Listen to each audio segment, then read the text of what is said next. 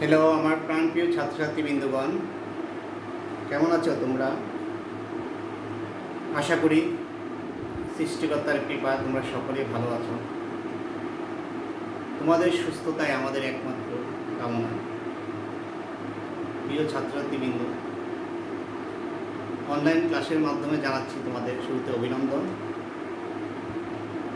সুস্থ দেহ সুস্থ মন শরীরের একটা বিশেষ কারণ। সুস্থ মন এবং সুস্থ শরীর থাকলে সব কাজে ভালো লাগে। তাই সুস্থ মন ও শরীর নিয়ে আশা করি অনলাইন ক্লাসের মাধ্যমে উপস্থিত হয়েছে সকলে।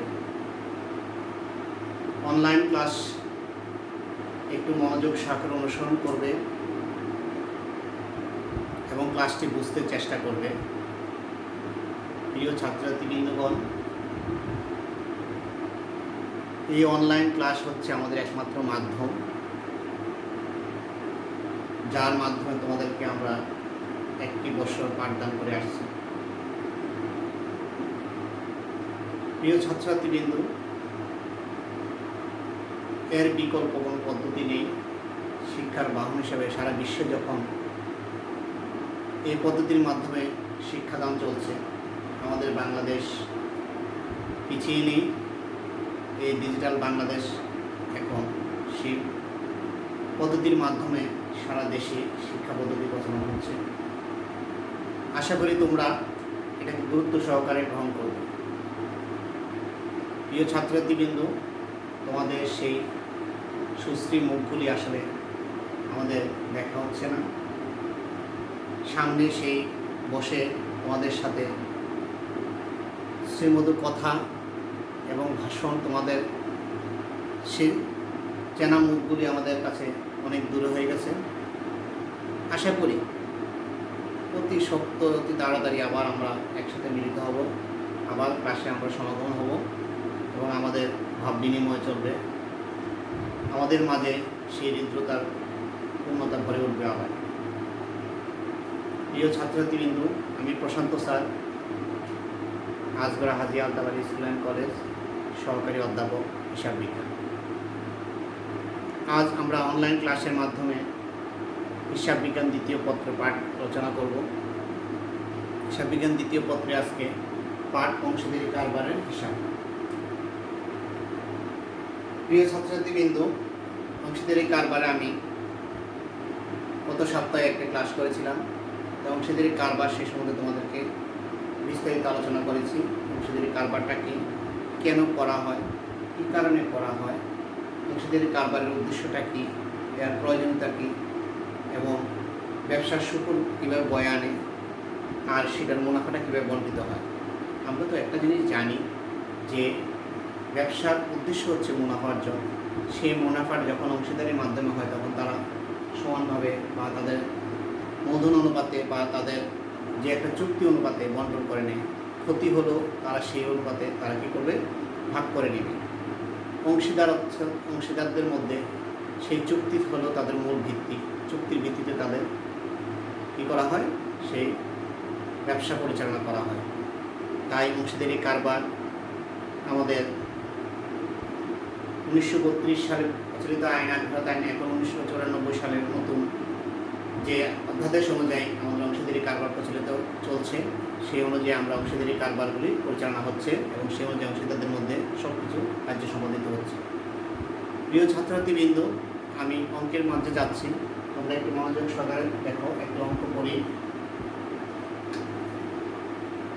শাকিব, শাহিদ, শহীদ, শারমিন একটি অংশীদারি কারবারের 3 জন অংশীদার।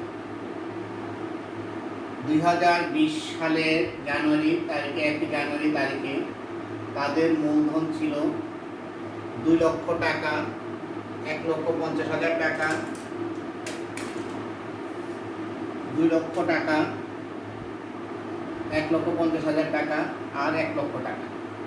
কি ছিল? 1 তারিখে তাদের মূলধন ছিল, একটা পয়েন্ট খেয়াল রেখো, 2 লক্ষ টাকা, 1,50,000 টাকা, 1 লক্ষ টাকা।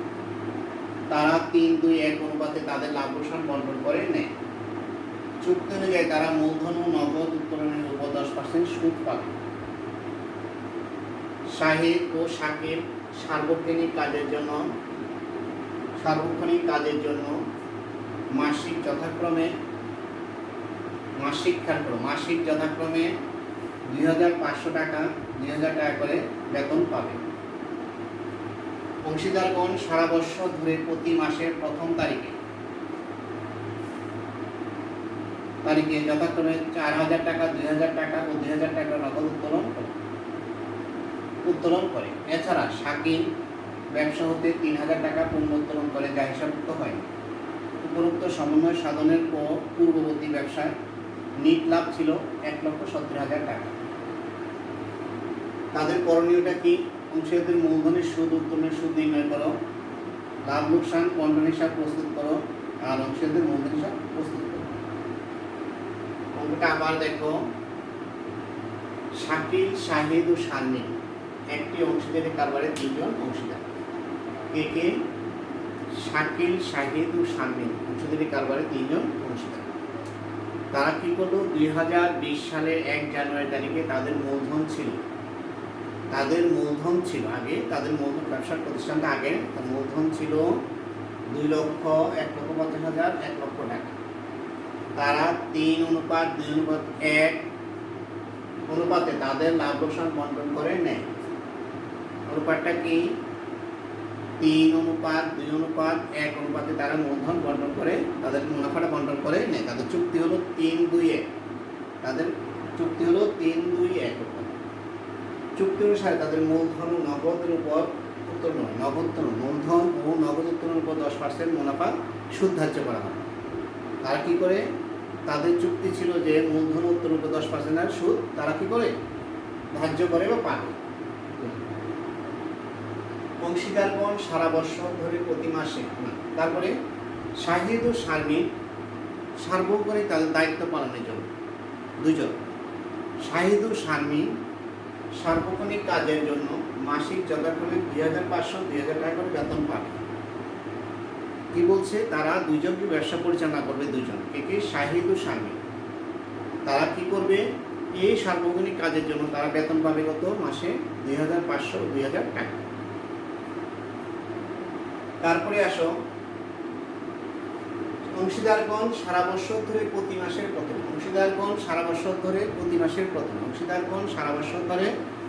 মাসের প্রথম তারিখে যথাক্রমে 4,000 ও 2,000 টাকা 2,000 টাকা নগদ উত্তোলন করে। কত করে? 4,000 2,000 2,000 টাকা নগদ উত্তোলন করে। এছাড়া শাকিল ব্যবসা হতে 3,000 টাকা পণ্য উত্তোলন করে। তারা প্রতি মাসের প্রথম তারিখে নগদ উত্তোলন করে। তারা নগদ উত্তোলন করে কত? 4/2/2000। প্রতি মাসের প্রথম তারিখে তারা উত্তোলন করে 4/2/2000 টাকা। এছাড়া কি করে?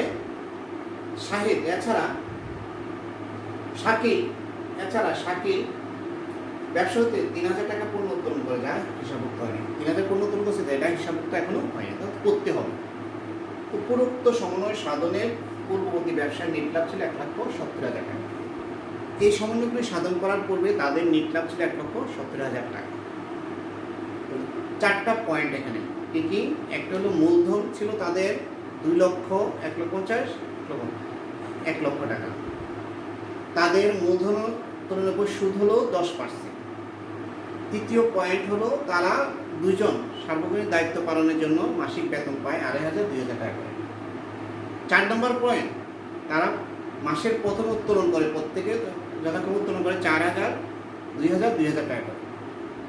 এছাড়া শাকিল কি করে? যে পণ্য 3,000 টাকা করে উত্তোলন করে, 3,000 টাকা উত্তোলন করে। তারপরে পয়েন্ট হলো তাদের এই সমন্বয়গুলি সাধন করার পূর্বে নেট লাভ ছিল 1,70,000 টাকা। এই হলো আমাদের অঙ্কের মূল ভিত্তিটা। এখন আসো, অংশীদারদের মূলধন ও সুদের পরিমাণ নির্ণয় করা। আমাদের প্রথম কাজ হলো অংশীদারদের মূলধন ও সুদের পরিমাণ নির্ণয় করা। 2 নম্বর হচ্ছে লাভ লোকসান বন্টন করা। লাভ লোকসানে এন্ট্রিটা আমাদের কী বন্টন করবে, কীভাবে, সেটা কত টাকা লাভ হলো, বন্টনযোগ্য মুনাফাটা হলো, সেটা তাদের মধ্যে বন্টন করে দিতে। তারপরে তাদের মূলধন হিসাবটা কী রইলো, কি বছর শেষে তাদের মূলধন কত টাকা রইলো, আর এটা হলো আমাদের হিসাব চাইছে। এখন আসো, আমরা অঙ্কটা মুছে দিতে হচ্ছে।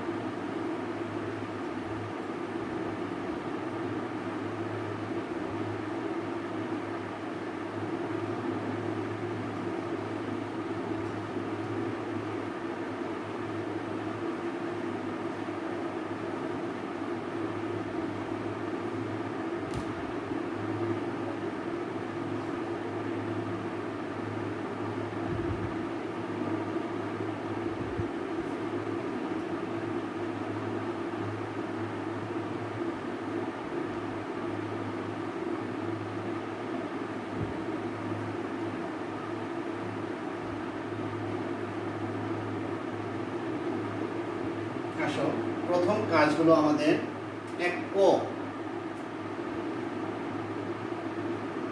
অংশীদারদের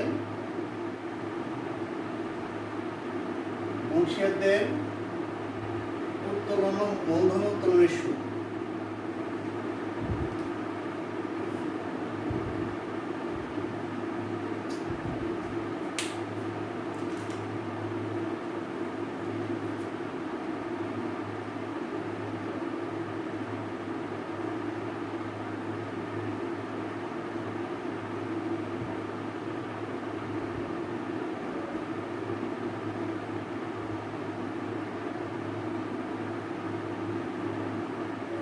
এক নম্বর শাকিল,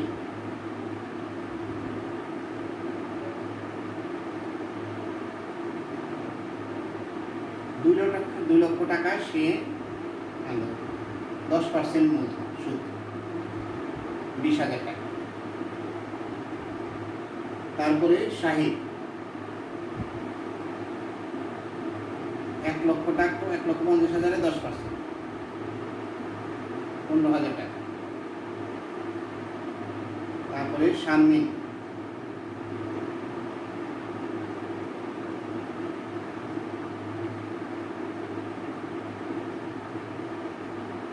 অতিরিক্ত কেউ আন নাই, তাহলে 3 জনের উপর মূলধনের সুদ। এখানে অতিরিক্ত কেউ আনেনি, তাহলে মূলধনের সুদ হলো এটা। তারপরে আসো উত্তোলনের সুদ।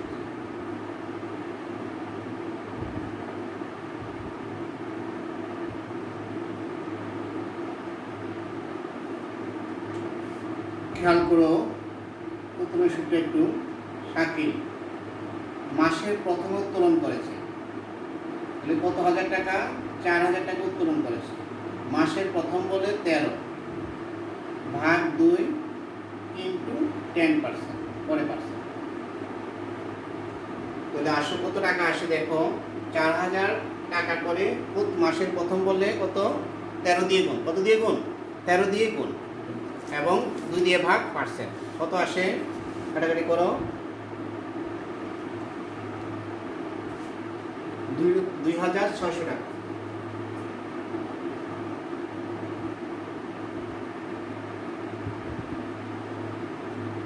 তারপরে শহীদ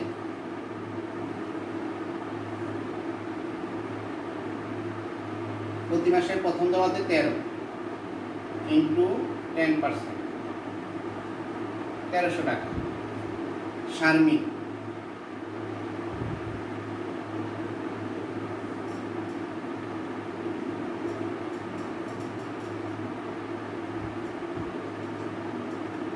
অর্থাৎ প্রতি মাসের প্রথমে উত্তোলন করলে কি হবে? তোমাকে সুদ দিতে হবে কত করে? 13 মাসের, কারণ মাসের শুরুতে শুরু হয়ে যায়, 13 মাসের সুদ তোমাকে দিতে হবে। তাহলে উত্তোলন ইন্টু 13 ভাগ 2 ইন্টু পার্সেন্ট, এটা হলো উত্তোলনের সুদ নির্ণয়। তাহলে আমরা একটা জানলাম মূলধনের সুদ, একটা উত্তোলনের সুদ। দুইটা পয়েন্ট কিন্তু আমাদের শেষ হলো, মূল পয়েন্ট। উত্তোলনের সুদ আর মূলধনের সুদ কম, মূলধনের অতিরিক্ত আয় নেই, সেটা আমাদের শেষ হলো। তারপরে আসো, তাহলে উত্তোলনের সুদটাকে মাসের শেষে প্রথমে বললে 13 দিয়ে গুণ, মাসের শেষে বললে 11, মাঝামাঝি বললে 12।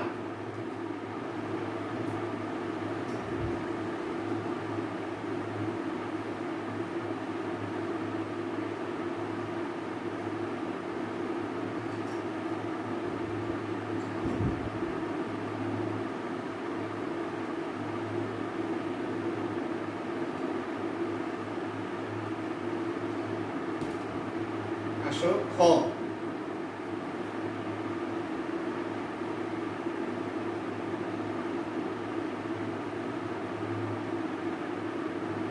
নাম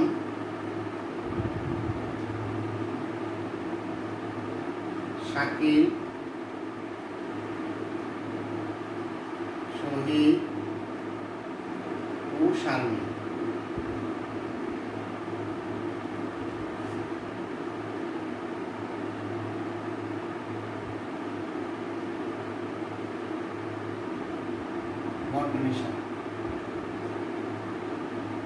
কত? 31শে ডিসেম্বর 2020 সালে।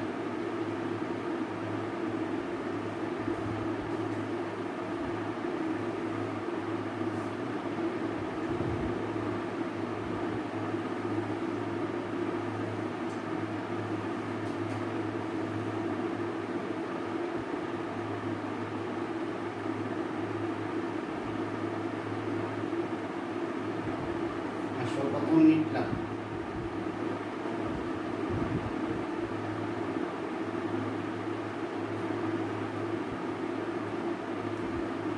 কত টাকা?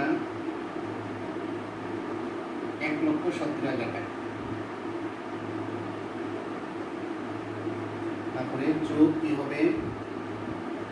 উত্তোলনের সুদ, অংশীদারদের মূলধন হিসাব, কারণ এটা আমাদের পয়েন্ট আসবে অংশীদারদের মূলধন হিসাব।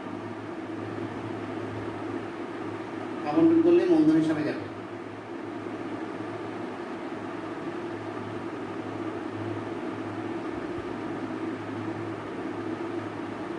নাম দাও শাকিল, শহীদ, শারমিন। আমরা বাইর করেছি কত কত? 2600, 1300,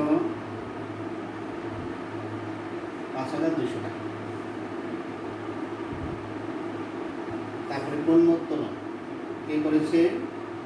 শাকিল।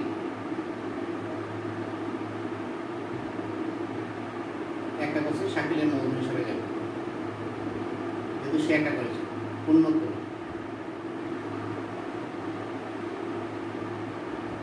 কত? 3,000 টাকা।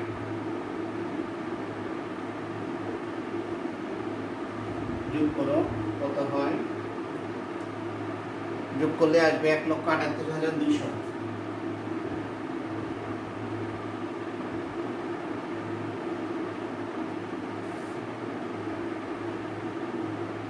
বা মূলধনের সুদ।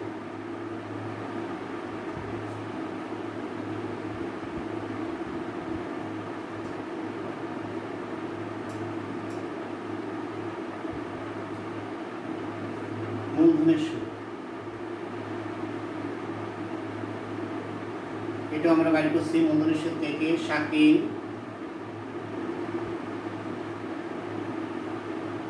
শহীদ, শারমিন।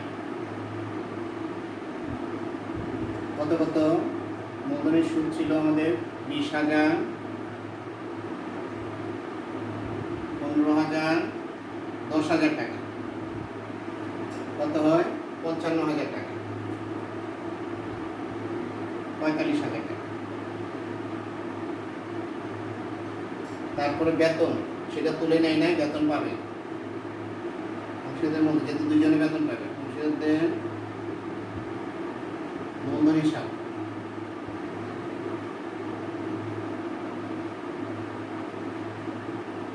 শাহিদ আর শারমিন।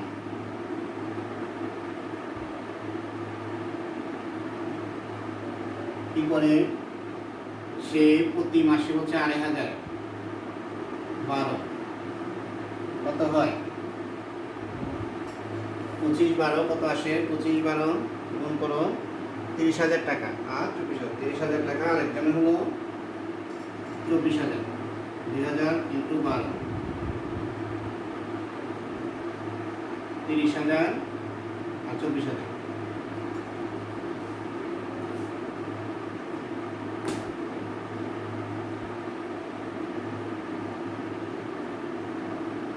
যোগ করে নিয়ে নেব, কত হয়? টোটাল যোগ করলে আমাদের আসে 30, 54, 45, 54। কত টোটাল হলো?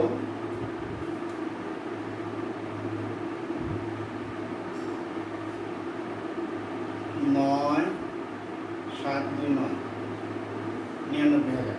থাকে কত? 79,200।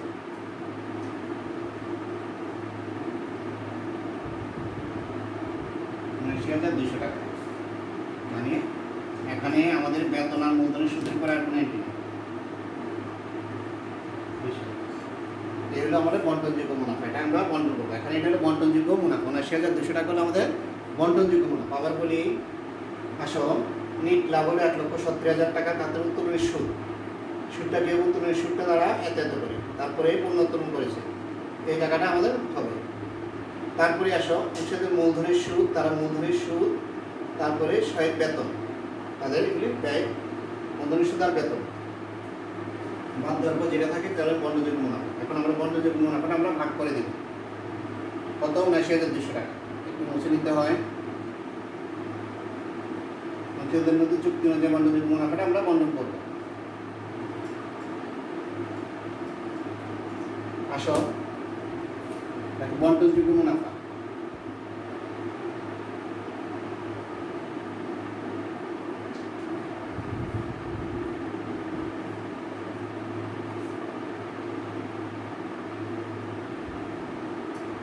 বন্টনযোগ্য মুনাফা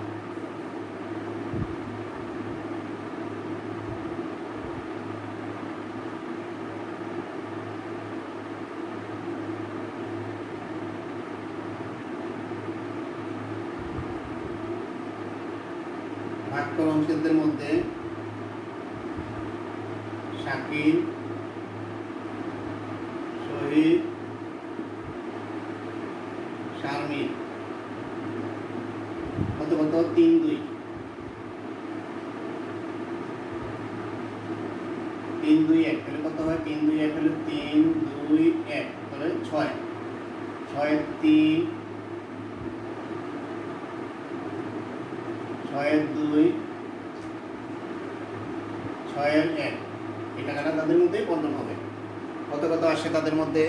৩৯,৬০০।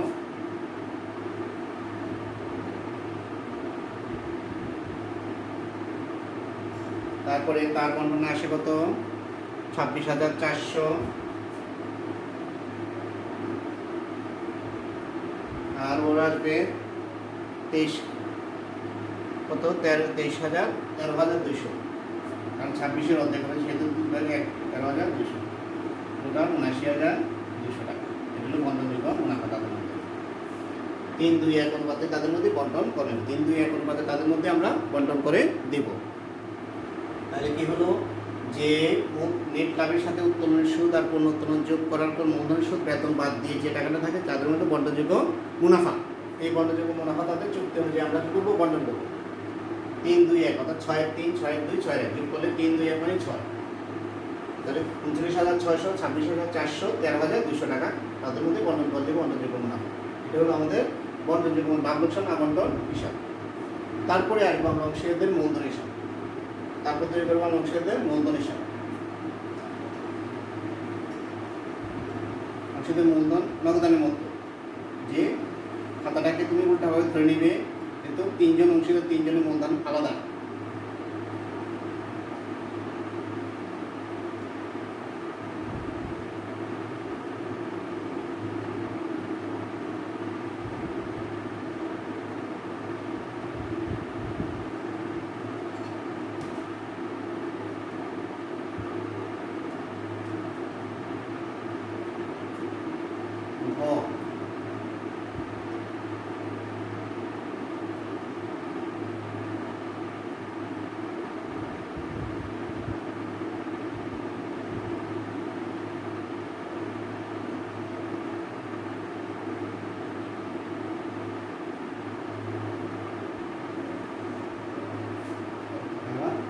বিবরণ পদ্ধতি করব।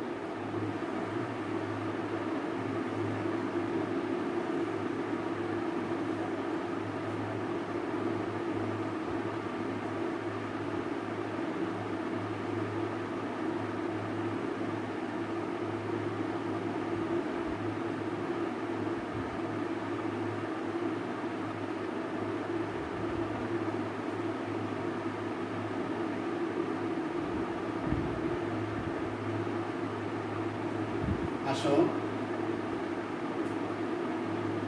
দিয়ে দিই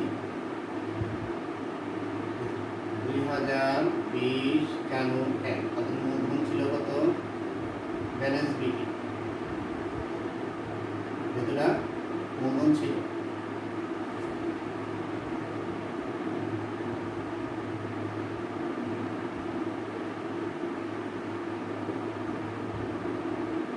যোগ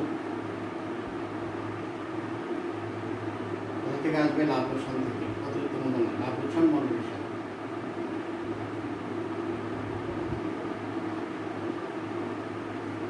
প্রথম হলো মূলধনের সুদ, মানে ডেবিট দিকেরগুলি মূলধনের সুদগুলি যোগ হবে মূলধনের সাথে কত হাজার, 20,000, 15,000, 10,000। তারপরে কি বেতন কে পায় দুজন, 30,000 আর 24,000। তারপরে আর কি পায় বন্টনযোগ্য মুনাফা,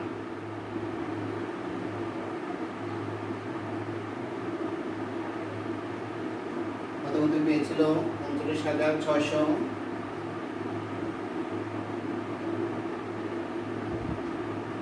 400 আর 13,200 যোগ করে নাও। এগুলো তাদের ব্যালেন্স কত থাকে আমাদের 2,59,600,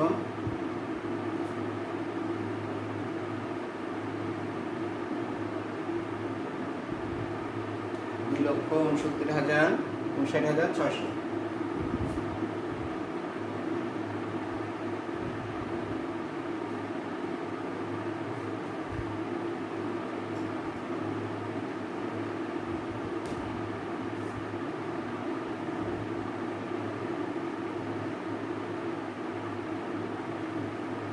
তারপরে 2,21,400,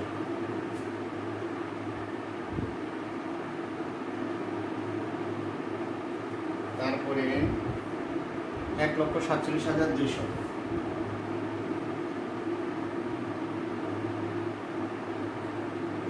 বাদ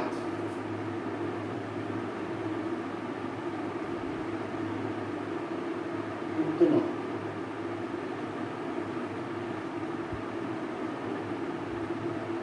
উত্তোলন এখন সবাই গুণ করে বসাবে।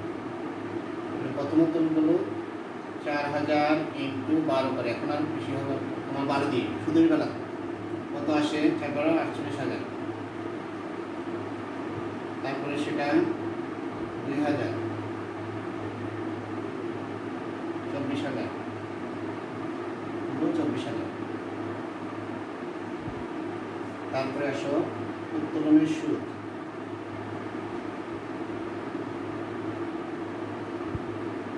উত্তোলনের সুদ কত কত ছিল 2,600, 1,300, 1,300।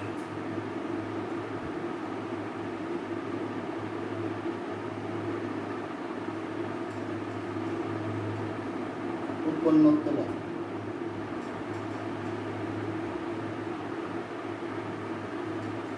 উত্তোলন করেছিল কে, উত্তোলন করেছিল কে,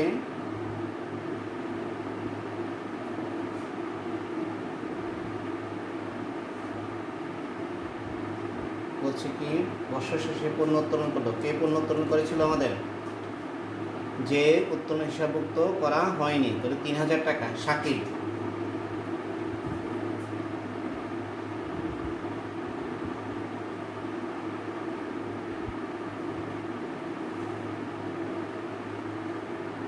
আসল কত টাকা থাকে আমাদের,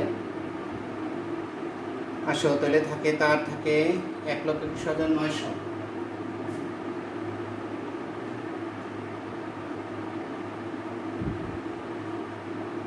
মোট থাকে 2,91,100।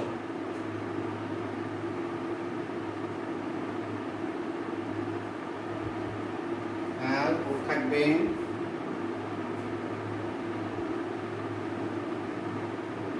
2,03,000।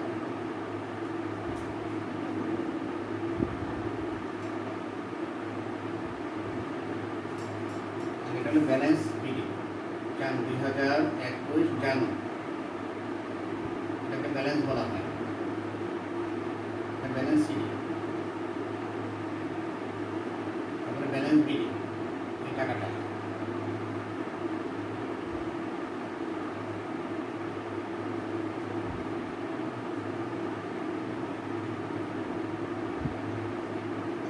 তাদের ব্যালেন্স। এইভাবে তোমরা কি করবে, নগদ উত্তোলন করেছিল, আমাদের ব্যালেন্স ছিল, মূলধন ছিল 2,01,50,000, তার সাথে মূলধনের সুদ, বেতন আর মুনাফার অংশ, মূলধনের সুদ, বেতন, মুনাফার অংশ যোগ হবে, মূলধনের সুদ, বেতন, মুনাফার অংশ যোগ হবে। আর বাদ যাবে কি উত্তোলন, উত্তোলন সুদ, পণ্য উত্তোলন, উত্তোলন, উত্তোলন সুদ, পণ্য উত্তোলন, উত্তোলন, উত্তোলন সুদ, পণ্য উত্তোলন। এইভাবে আমরা বাদ দেওয়ার পর যেটা থাকবে তাকে ব্যালেন্স থাকবে, এটা সমকোণী উদ্বৃত্ত অর্থাৎ ব্যালেন্স সিডি। এই ব্যালেন্স সিডিটি পরবর্তী মাসে আবার পরবর্তী বছর শুরু হবে ব্যালেন্স বিডি হিসাবে। এইভাবে আমরা অংশীদারি কারবারগুলি আমরা করব। তাহলে আবার আসুন মূলধন হিসাবটা আমরা কীভাবে করব, যে প্রথমে আমরা ব্যালেন্স বিডি করবো, 3 জনের নামে ব্যালেন্স বিডি। তারপরে কি হবে, তার সাথে মূলধনের সুদ, বেতন, মুনাফার অংশ। বেতনটা যদি ডেবিট করে আসবে না, আর বেতন যেখানে বলে না যেখানে আসবে, বেতন মাসে পড়ছে এখন বৎসরে গুণ হবে 2 জনে, আর মুনাফা বান্ডা 3 জনের জন্য। তারপর তার থেকে উত্তোলন, নগদ উত্তোলন, পুনঃউত্তোলন, উত্তোলনের সুদ বাদ, নগদ উত্তোলন, পুনঃউত্তোলন, উত্তোলনের সুদ বাদ দিলে যে টাকা থাকে সেটা হলো ব্যালেন্স সিডি। ব্যালেন্স সিডি অর্থাৎ সমকোণী উদ্বৃত্ত, সেটা পরবর্তী মাসে ব্যালেন্স উদ্বৃত্ত হিসেবে আসবে, পরবর্তী বছরে ব্যালেন্স উদ্বৃত্ত আসবে। এইভাবে অংশীদারি কারবারগুলি আমাদের করা হয়। আসলে অংশীদারি কারবারের অঙ্কন নিশ্চয়ই কয়েকটা পয়েন্ট, এমন কিছু আহামরি কিছু নেই। শুধু মুনাফা বন্টনটা তোমরা যদি জানো তাহলে তোমরা সুন্দরভাবে অঙ্কটি করতে পারবে। প্রিয় ছাত্রছাত্রী বিন্দুগণ, আসলে প্র্যাকটিস থাকলে, মনোযোগ থাকলে যে কোনো অসাধ্য কাজ সহজ করা যায়। কোনো জিনিস কঠিন নয়, যদি তুমি বোঝো এবং করতে পারো এবং চর্চা করো, তাহলে তোমার কাছে সব জিনিস সহজ মনে হবে। কারণ চর্চা মানুষকে অনেক সহজ করে দেয় যে কোনো কাজে। তোমাকে অধ্যবসায় থাকতে হবে, পরিশ্রমী হতে হবে এবং মনোযোগী হতে হবে, তাহলে তুমি যে কোনো কাজে সফলতা অর্জন করতে পারবে। তাই তোমাদের যে অংশীদারি কারবার সেটা বাসায় বসে বসে তোমরা আবার করবে। বই আছে, বইটা দেখবে, অনেক অঙ্ক আছে সেগুলি তোমরা করবে এবং পয়েন্টগুলি তোমাদের জানো, সেগুলি তোমরা বুঝে বুঝে করতে চেষ্টা করবে, উদাহরণগুলি করবে, তাহলে জানতে পারবে এবং বুঝতে পারবে। ধন্যবাদ সবাইকে, সবাই ভালো থাকো, সুস্থ থাকো।